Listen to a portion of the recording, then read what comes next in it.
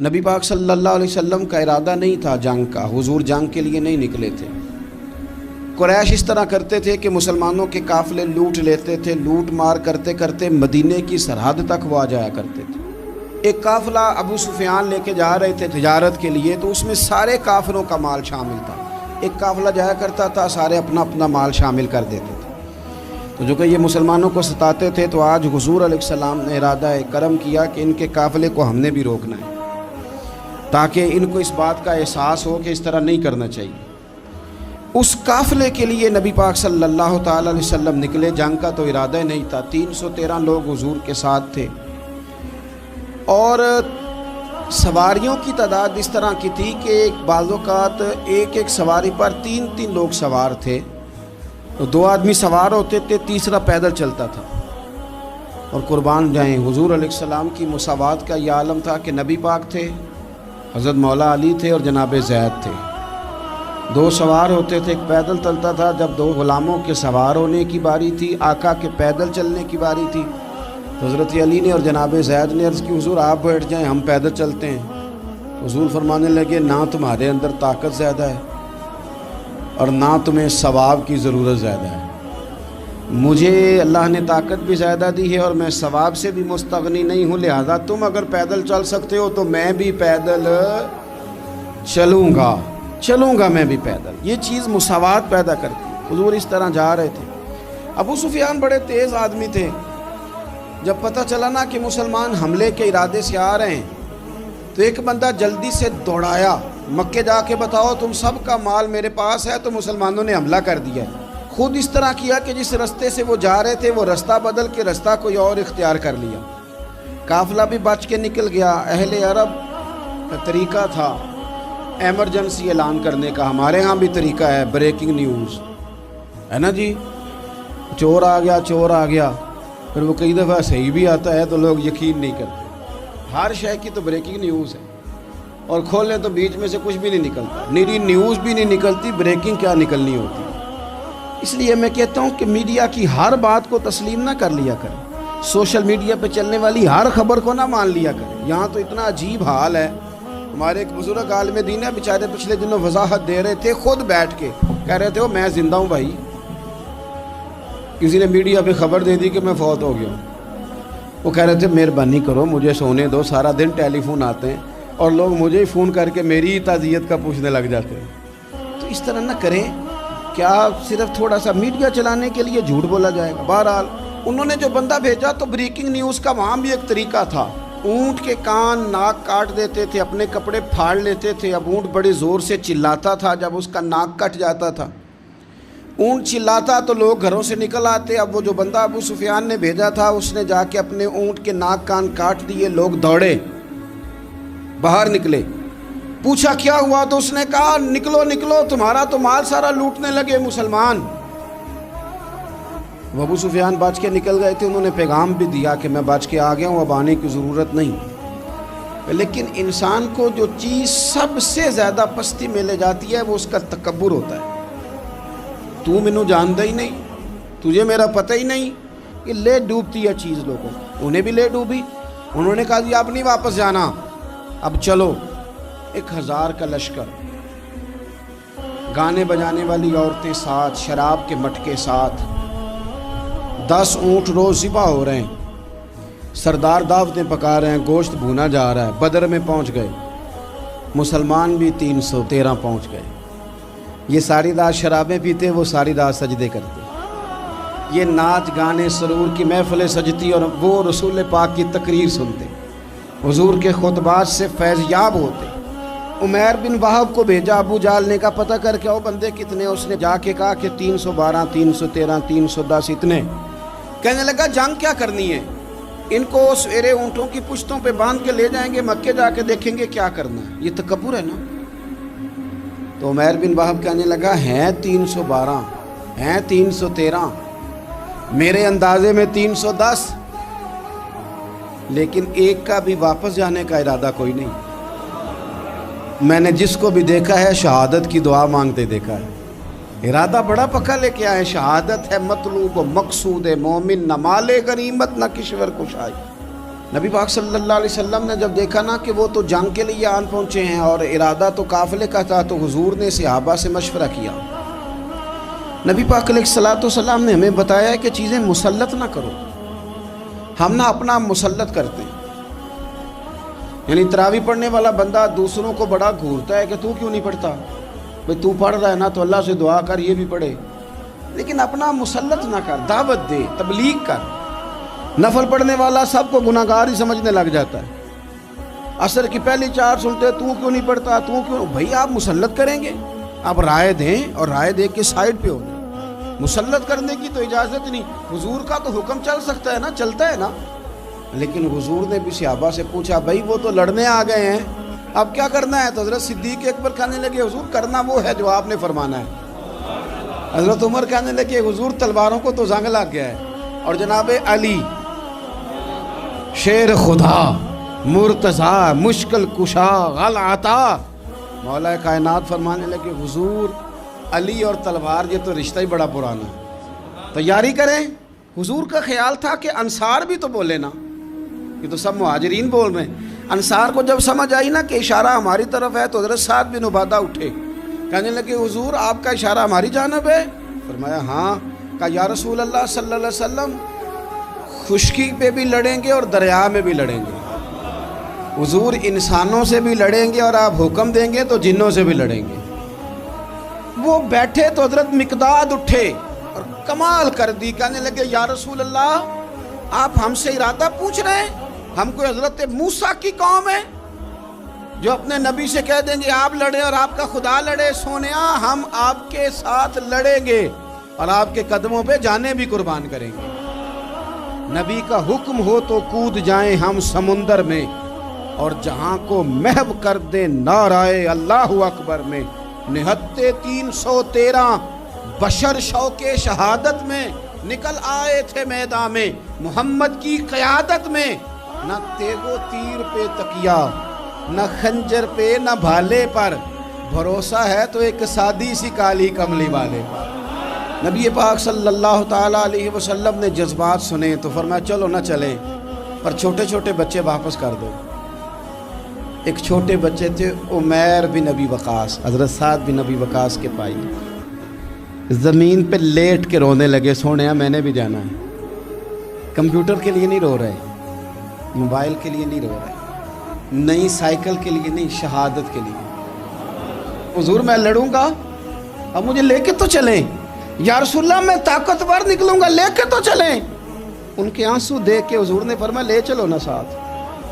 فطرت مسکرا رہی تھی. حضرت سعد بن عبادہ ایک دوسرے سے کہہ رہے تھے ہم سے لڑنے آیا ہے ابو جہل. جس قوم کے بچوں کی شجاعت کا یہ عالم ہے، اس قوم میں علی کا کیا حال ہوگا اور امیر حمزہ کا کیا عالم ہوگا. یہ ہمارے ساتھ مقابلہ کریں گے یہ لوگ. اور چھوٹے اتنے تھے حضرت عمیر کے تلوار اپنے ہاتھوں سے اپنے گلے میں نہیں لٹکا سکتے تھے، وہ بڑے بھائی نے لٹکائی. میدان میں نکلے، حضور علیہ الصلوۃ والسلام نے تقریر کی. فرمایا تمہیں پتہ ہے تم کس جنت کی جانب جا رہے ہو؟ وہ جنت ہے جس کی چوڑائی زمین آسمان کے برابر ہے. حضرت عمیر بن حمام انصاری ایک صحابی تھے. جب کریم نے فرمایا نا جنت کی چوڑائی، کسی چیز کی لمبائی زیادہ ہوتی ہے چوڑائی کم ہوتی ہے، جب فرمایا نا کہ چوڑائی زمین آسمان کے برابر ہے تو حضرت عمیر بولے، کہنے لگے واہ واہ واہ واہ واہ. کھجوریں کھا رہے تھے. حضور نے فرمایا تو بڑی واہ واہ کر رہا ہے، کہ سونیا اتنی جنت پیاری ہے تو ہم دور کیوں ہیں، یہ دینا ذرا تلوار. جلدی سے میدان میں نکلے، اللہ نے انہیں شہادت عطا فرمائی.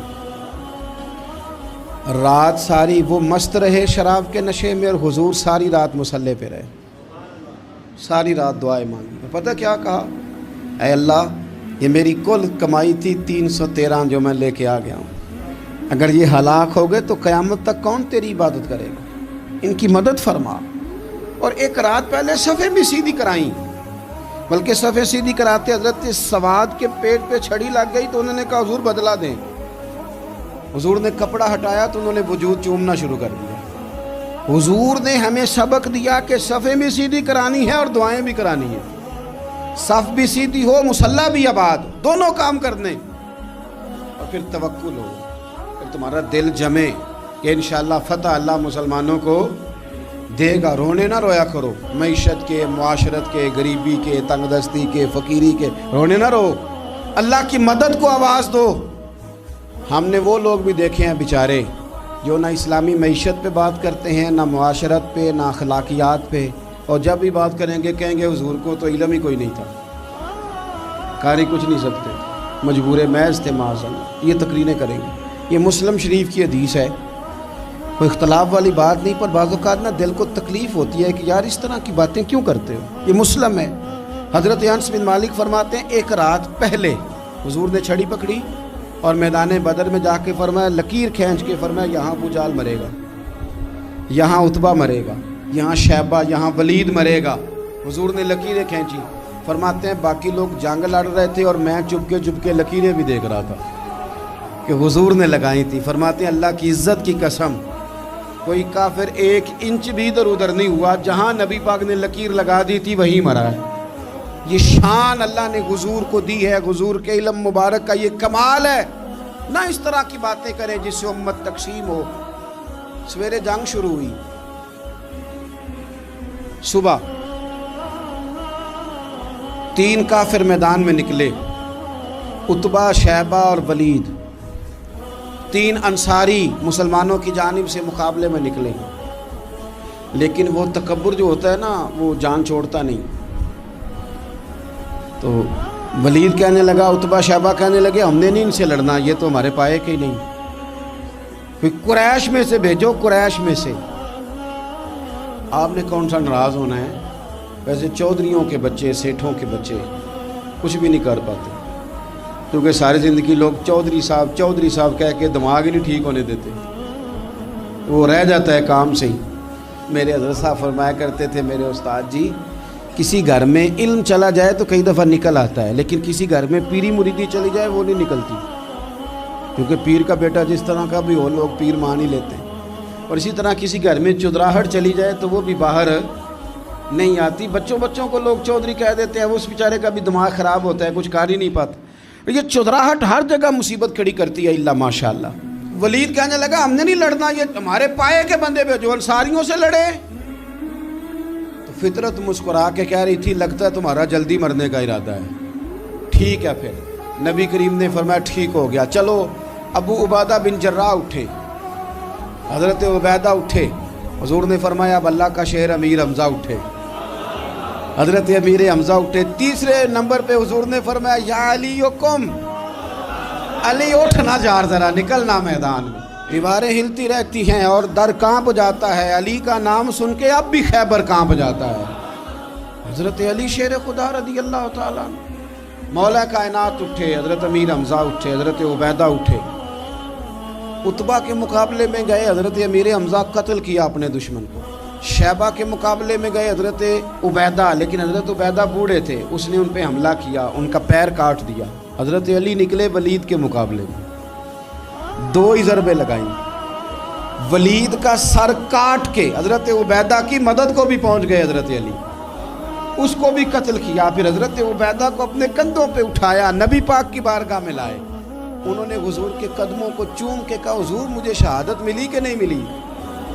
نبی پاک نے فرمایا رب نے تمہیں شہادت کا درجہ دے دیا۔ اب میدان میں جہاد شروع ہوا، لڑائی شروع ہوئی، لوگ نکلے۔ حضرت زبیر بن عوام بھی برچھی لے کے، ایک کافر نکلا، آس اس کا نام تھا، وہ سارا لوہے کا لباس پہن کے آ گیا، صرف آنکھیں نظر آ رہی، بڑے مسلمانوں کو زخمی کر رہا تھا، اب کیسے لڑیں اس کے خلاف؟ تو حضرت زبیر بن عوام کے ہاتھ میں برچھی تھی، بس آنکھیں نظر، اتنی زور سے اللہ اکبر کہہ کے برچھی ماری نا کہ اس کا آپ نے گلا ہی کاٹ کے رکھ دیا، ہر چیز اس کے دماغ سے باہر نکل آئی، زمین پہ تڑپا۔ وہ برچھی اتنی پسند آئی نبی پاک کو، حضور کو صرف تسبیح پسند نہیں آتی، برچھی بھی پسند آتی، حضور کو صرف تلاوت والا مومن نہیں، جہاد والا بھی پسند آتا ہے۔ اصل پتہ مسئلہ کیا ہے کہ مسلمان نا ایک چیز دیتے ہیں پھر اسی کا شکار اور دوسری کو چھوڑ دیتے ہیں۔ دین ہمہ پہلو ہے، آپ سجدے کی بات بھی کریں، جہاد کی بھی کریں، دونوں دین ہیں۔ اور یہ یاد رکھیں کہ اسی سے مسلمان مضبوط ہوتا ہے۔ حضور کو برچھی اتنی پسند آئی کہ آپ کو بخاری میں ملے گا، نبی پاک نے برچھی لے کے بطور یادگار کے اپنے پاس رکھ لی، پھر وہ برچی حضرت صدیق اکبر کے پاس رہی، پھر وہ برچی حضرت عمر کے پاس رہی، پھر حضرت عثمان کے پاس رہی، پھر مولا علی کے پاس رہی۔ میں ان لوگوں کو کیا کہوں جنہوں نے مکے مدینے میں نبی پاک کی یادیں مٹا دی ہیں۔ سونے نے تو صحابہ کی یادگار تلواریں بھی سنبھال کے رکھی، اور تم نے حضور نے جس کنویں سے پانی پیا تھا وہ کنواں ختم کر دیا، تم نے جہاں حضور نے غسل کیا تھا وہ جگہ ختم کر دی۔ کیا بات کرتے ہو صاحب، وہ جگہیں تو ہمارے لیے چومنے کے لائق تھیں اور آنے والی نسل کو وہاں عقیدت کے پھول برسانے تھے۔ تم نے کیا سلوک کیا؟ جنگ آگے بڑھی، تلواریں چمکی، 2 چھوٹے بچے۔ او نوجوانوں، خدا را واپس لوٹو اپنے دین کی طرف۔ 2 چھوٹے بچے، اور یہ اس طرح کے لفظ ہیں، مجھے کیا لینے دو وہ دیسی تھے، مجھے کیا لینے دو پینڈو تھے۔ وہ 2 بچے آ کے حضرت عبد الرحمن ابن عوف سے پوچھتے ہیں، کہتے ہیں چاچا جی ابو جہل کدھر ہے؟ یہ لفظ ہیں حدیث میں، چاچا جی، چاچو کدھر ہے ابو جہل؟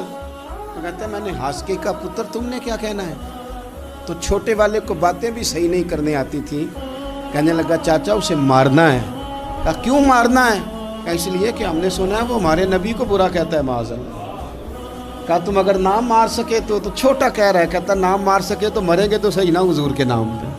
حفیظ جلندری کہتے ہیں وہ کہہ رہا تھا مریں گے یا ماریں گے اس ناری کو، سنا ہے گالیاں دیتا ہے وہ محبوب باری کو، معاذ اللہ حضور کو برا کہتا ہے۔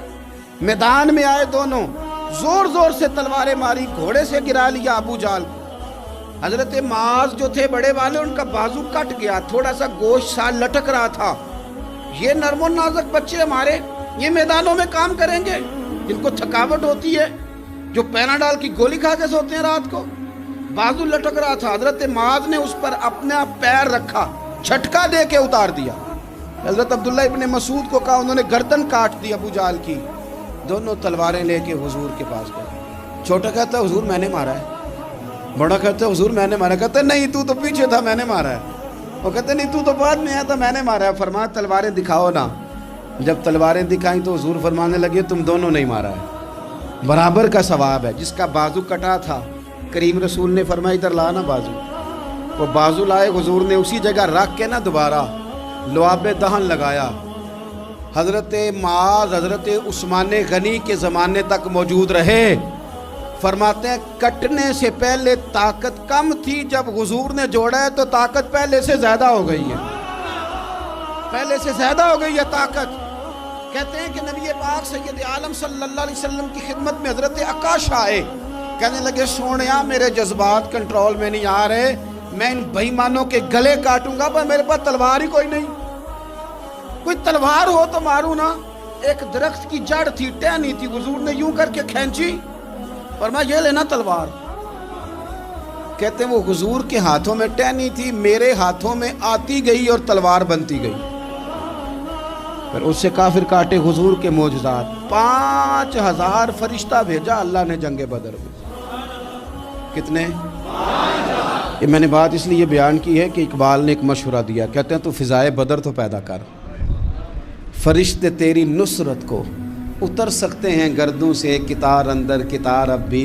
اقبال کیوں ایسا کہہ رہا ہے؟ تو اقبال کہتے ہیں اس لیے کہ آج بھی ہو اگر ابراہیم کا ایمان پیدا تو آگ کر سکتی ہے انداز گلستاں پیدا۔ 5000 فرشتہ آیا۔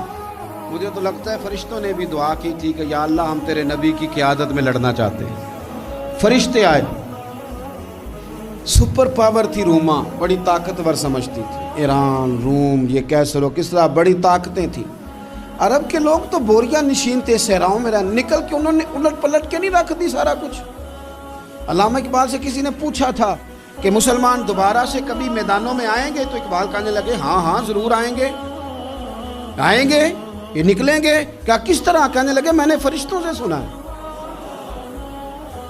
نکل کے صحرا سے جس نے روما کی سلطنت کو الٹ دیا تھا، نکل کے صحرا سے۔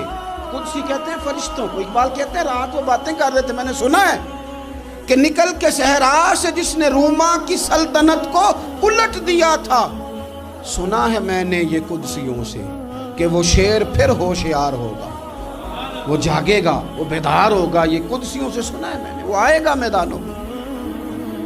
گمسان کا رن پڑا، ابو جال قتل ہوا، امیہ قتل ہوا، کچھ دیر کے بعد مارا گیا، ابو البختری اور عتبہ اور شیبہ اور ولید بڑے بڑے سردار قتل ہوئے، 70 کافر مارے گئے، 70 مسلمانوں نے قیدی بنائے، باقی بھاگ گئے اور سامان چھوڑ کے بھاگ گئے اور گھوڑے چھوڑ کے بھاگ گئے، اور جس کو ادھر بھاگنے کا موقع ملا ادھر بھاگا، کہہ رہے تھے ان کو باندھ کے لے جائیں گے، اور جس کو ادھر بھاگنے کا موقع ملا وہ ادھر بھاگا۔ پیچھے سے حضرت سعد بن عبادہ بول رہے ہیں، کہنے لگے ہم نے تو سنا تھا مردوں سے مقابلہ ہے، تم تو بیویوں سے بھی کمزور نکلے ہو، کیا بھاگتے ہو؟ 14 مسلمان شہید ہوئے صرف۔ 3 دن حضور نے قیام کیا بدر میں، قربان جائیں۔ جنگ کا آغاز بھی میرے نبی کے سجدے سے ہوا، اور جنگ ختم ہوئی تو پھر کریم سجدے میں چلے گئے۔ اللہ تیری مدد آئی تو کام بنا، تیری مدد نہ ہوتی تو کچھ نہ کر پاتے۔